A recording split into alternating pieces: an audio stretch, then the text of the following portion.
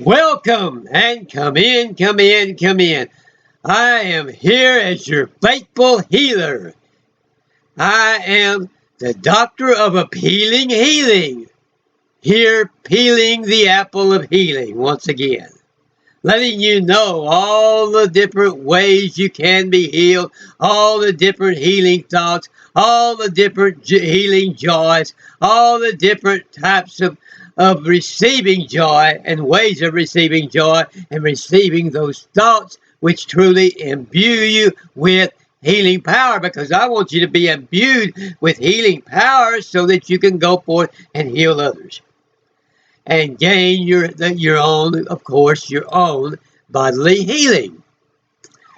If you are sick or ill, no matter what the diagnosis is, whether it's curable, incurable, likely or unlikely, that has nothing to do with the real thoughts of God. That is just mass consciousness, which is on the outside of who we truly are as the sons and daughters of God, and who God is as the eternal being that is full of all omnipotence, omnipresence, and omniscience. And so let us unpeel that apple of healing and understand what is really there. What is really there, all the truth and the power and the energy and everything that is really there for us. Because we know, as I've already said, that whatever we are ready for is ready for us. So we want to know what is there so we can get ready to receive it. Healing is so powerful, and healing is something which we can cherish and enjoy every day. It's a gift that we can have all the time to enjoy. Each and every day we can enjoy that healing power. Oh yes, oh yes, oh yes. And I am so glad to be here giving you all of these wonderful thoughts today. Let us get our mind upon the healing power now. Put your mind upon healing. Ask yourself, what is the healing thought that I can think and I can dwell on right now? Well, I am now going to dwell on how powerful God is and what it truly means that I am a son or a daughter of God. That's what we should be thinking of. And how I can receive more joy that will wash out my channel of receptivity to healing. Where is that joy, and how can I become more joyful? How can I lift up my cup for God to fill it with joy, joy unspeakable and full of glory? How can I have that joy that is like the psalmist says, my cup runneth over with joy? And how can we become a capped vessel or cup or receptacle of that joy that does make us full to overflowing? We can make ourselves ready for that in many ways by going into a prayerful mood, a receptive mood, in a time of quietness and peace, in a time of relaxation before God, relaxing ourselves for a period of reflection on all the wonderful healing truths and all the wonderful inspiration. Relax and think about what it means. Whatever you're ready for is ready for you. Relax and think about what it means that God is all present and everywhere and all powerful. Just think about that and let that really begin to inspire you. And then when what comes to your mind, write it down and memorize it and learn it so that you never forget it. So that you never forget what joy you receive from understanding this. And then go over that joy every day and let it go get greater and greater every day as you become closer and closer to that full joy. And understand that in God is light and in him is no darkness at all. God is light and in him is no darkness at all. So that as we move more and more toward that day star of the full-orbed sunlight of light and truth, we will begin to make ourselves more and more a vessel of the healing power. That's what 2 Peter 1:9 says. We now have a more sure word of prophecy that leadeth us evermore into that day when the full-orbed sun will shine in our hearts. Lead us more and more until that perfect day when the day star shall shine in our hearts. That's the day star of healing power, the day star of full joy, the day star of full illumination, the day star of knowing all of these truths and how they come together and how they work together. We learn one truth, we learn another truth, we learn another truth and another truth. These are like small candlelights of truth.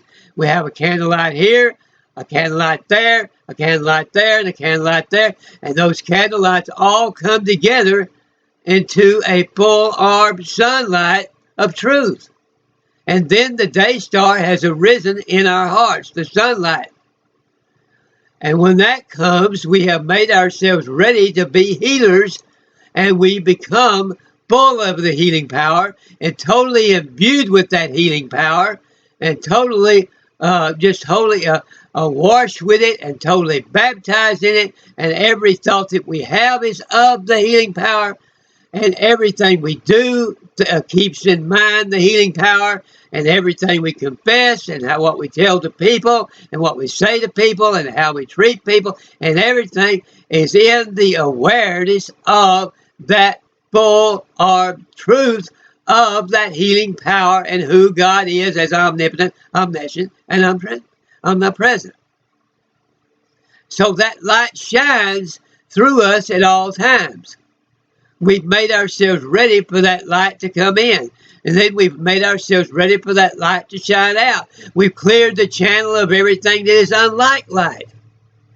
Now what is unlike light? Well, light is the truth that we talk about when the truth is marching on. And we talk about thy word is truth. And we talk about the truth shall set you free. Well, you reflect upon that and ask yourself, what is that truth that sets free? And what is that I'm to be asking for so that when I ask, I shall receive it? The letters ASK stand for ask, seek, and knock. Somebody said, ask, seek, knock, ASK. What are we to be asking and seeking and knocking for? We're to be asking and seeking and knocking for more of understanding of what this inspiring truth is saying to us. And then as we begin to understand more and more and more of it, we begin to wash out all those things that are interfering with the light. And as we wash out all those things that are interfering with the light, then more and more healing power is going to come to us.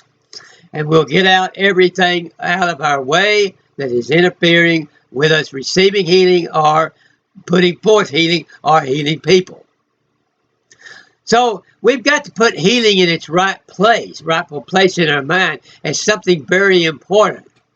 And as something that we know Jesus went about doing good and healing people all over the place. And so it's evidently something that is very important to God. And so we need to get that same importance in our mind that healing is very important. And it's very important for us to understand what it means and why it was done, and how to get the healing power and how to receive healing ourselves, and to understand why healing is the real thought and disease is the mass consciousness, and learn how to separate healing thoughts from disease thoughts.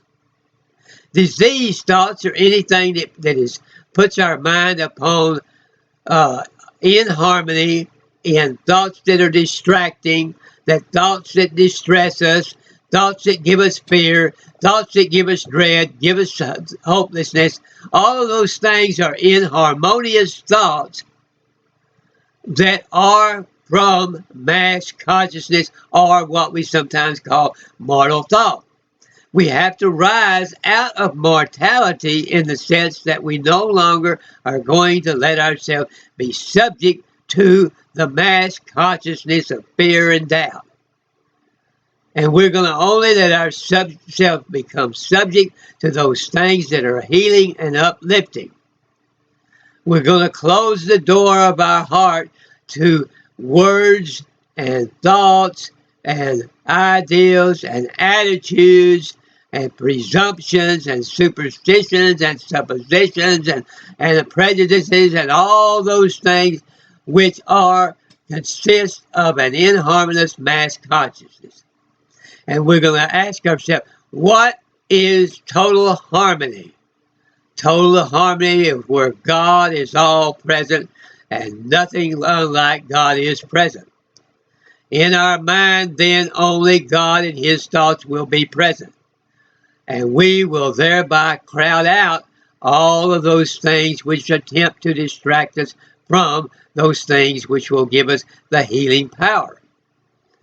We become imbued with healing power then. We become imbued with the knowledge of wisdom and the wisdom of God and the principles of God and the elements of God's divine power and what all his divine power consists of and what all his divine power is capable of doing.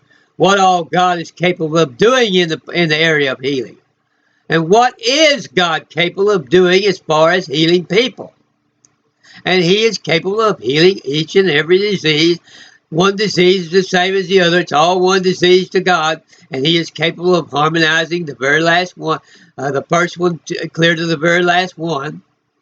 And he is capable of overcoming all inharmonious thoughts and harmonizing every one to where we only think those thoughts that are truly harmonious and good and powerful, and only fill us full of powerful thoughts and thoughts of dominion and hope and understanding and promise.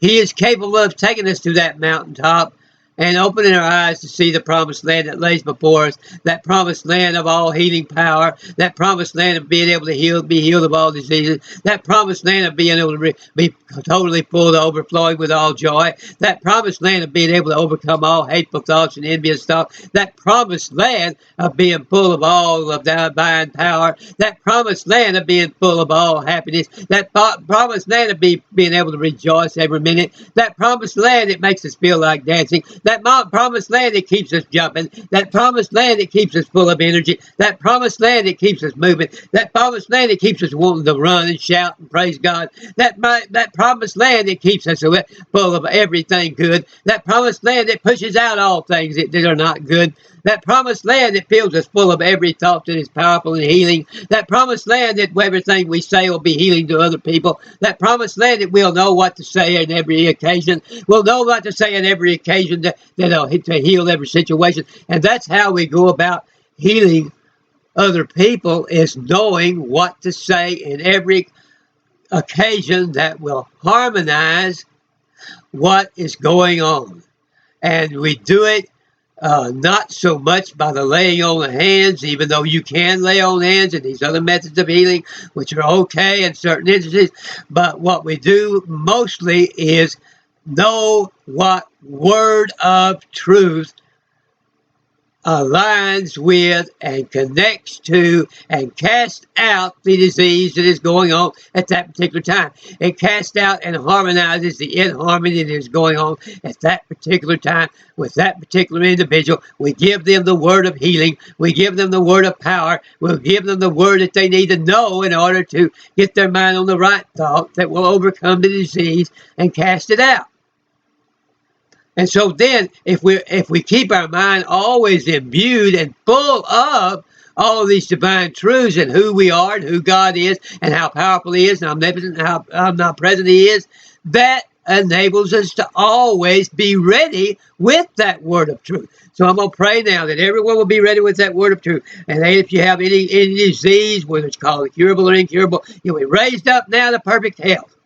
And you'll overcome all disease. You'll overcome all thoughts of oppression, depression, obsession of any kind, of all thoughts of being down in the valley, of being low or blue, or feelings of sadness or doubt. And you'll overcome all feelings of fear now in the name of Jesus. We pray in the name of thy Holy Son, Jesus. Heal people, raise them up, put them on a high mountaintop where they can see that full promised land of healing power and healing thoughts and healing joys, and that you'll put them up on a high mountain of the greater joy and happiness they ever had in their life, of greater healing power than they've ever had in their life. And now I pray all these things in the name of thy Holy Son, Jesus. Give power, give authority, give dominion, give happiness and joy. Pray in the name of thy Holy Son, Jesus. Amen and amen.